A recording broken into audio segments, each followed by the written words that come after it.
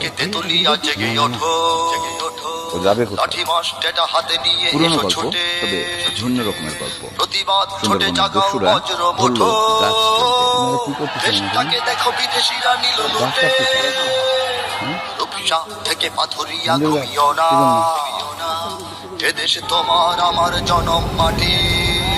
সে সময় আসমানে বিশাল দেখো শকুনের জলদস্যুরা বড় ভাই আনাগোনা, বাহিনী, তাদের সঙ্গে দেখা সীমানায় করতে দেখো গিয়েছিলাম শত্রু আমরা। গেড়েছে ঘাঁটি। জাগো, আমরা সেবার জাগো, গিয়েছিলাম দুবলার চরে। বাঁচাও বাংলাদেশ, দুবলার চর থেকে তোমার যাব সোজা বড় ভাইয়ের সঙ্গে দেখা করতে। সেই দস্যু দলটির সঙ্গে দেখা করার জন্য জায়গা ঠিক হলো। সেটি হচ্ছে বেলমারি, মিশনখালীর ভিতরে। তো আমরা দুবলার চর থেকে রওনা দিয়েছিলাম সন্ধ্যায় সন্ধ্যায়। বিশাল পথ, লম্বা পথ, পরশু নদীর মোহনা পেরিয়ে আমাদের সোজা উপরের দিকে উঠে যেতে হবে, মানে উত্তরে। এবং সেখানে যে জায়গাটি রয়েছে ভদ্রা নদী, তার আগেই হচ্ছে মিশনখালী। এবং সেখানে গিয়ে একটি নির্দিষ্ট জায়গায় গিয়ে তাদের সঙ্গে দেখা করতে হবে। পরশু নদী পেরিয়ে হাতের পশ্চিম পাশে শিবসা নদী ধরে আমরা এগিয়ে যাওয়ার কথা ছিল, যে সেই নদীর পূব পাশ ধরে আমরা এগিয়ে যাব এবং আমাদেরকে সিগন্যাল দেওয়া হবে দস্যুদের পক্ষ থেকে। সেইভাবে আমরা এগিয়ে চললাম প্রায় 5 ঘন্টা। যেতে যেতে সন্ধ্যা পেরিয়ে গেল, আমরা সেই খালের পাশ ধরে এগিয়ে চলছি। আমি ছিলাম একেবারে গলুয়ে, অর্থাৎ বনদস্যুরা যাতে শুরুতেই আমাকে দেখতে পান, সে কারণে পুরোটা পথ গলুয়ে দাঁড়িয়েছিলাম এবং সেভাবেই যেতে থাকলাম। যেটি বলছিলাম যে মিশনখালী, বেলমারি এই অঞ্চলটি বেশ গহীন একটি বন।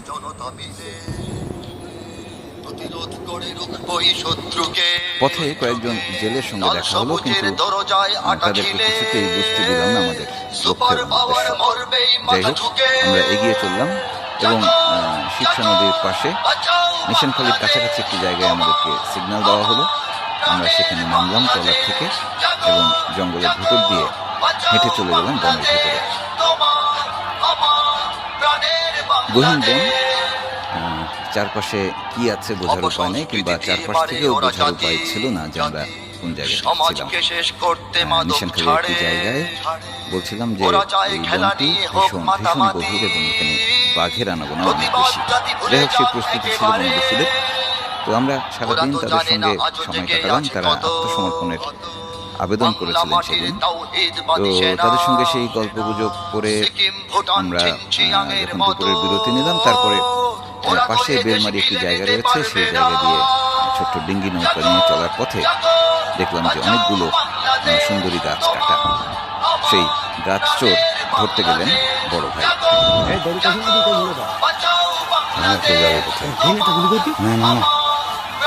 ও যাবে কোথায়? আচ্ছা, আপনি তো আমার হাতে দিচ্ছেন না, আপনার মন আর ভরা লাগবে না। বন্দুক হাতে বনদস্যু, অর্থাৎ সেই সময়ের বনদস্যু নেতা বড় ভাই, অর্থাৎ ওহিদ বড় মিয়া, তিনি একাই ছুটে গিয়েছিলেন। বলছিলেন যে এখানে সংঘবদ্ধ একটি গাছ চোর চক্র রয়েছে, সেই গাছ চোরদের তিনি ধরবেন, এবং সত্যি সত্যি ধরেও ফেলবেন। হুঙ্কারে বলো এই দেশ ছেড়ে ভাগো, দেশকে দেব না হারাতে সঙ্গপনে। হ্যাঁ, দিবেন তো, আপনি তো বড় ভাই। বাঁচাও বাংলাদেশ, আপনারা কি করতেছেন এখানে? গাছ কাটতেছে? জাগো, জাগো, সুন্দর গাছ, বাঁচাও কি জন্য? বাংলাদেশ, তোমার এটা তো চুরি। প্রাণের বাংলাদেশ। লক্ষ জনতা আছো কেন চুপ হয়ে, সুন্দরবনের গাছ চুরি করা যদি ঠিক? বিদেশি প্রভুর ছবিতে এ দেশ সাজে, পরাধীন দেশে বাঁচবে কি পরিচয়ে, চতুর্দায় মাছ ধরা যদি যায় না? বিদেশের গান এদেশের বুকে বাজে। জেগে ওঠো আজ ভেঙে এই নীরবতা, আছে। আমি তো জানি না পরে কি যে আমার দুইজন হবে।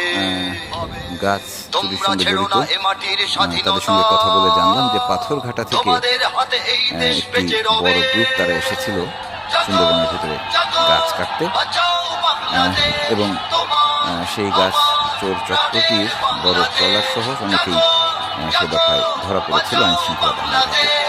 যাই হোক, আবারও গল্পে ফিরে যাই। সেই রাতে আমরা বনদস্যু বড় ভাই বাহিনীর সঙ্গে ছিলাম, তাদের ট্রলারের ভিতরে ছিলাম, তেতুলিয়া জেগে বেশ ওঠো আড্ডাও দিয়েছিলাম।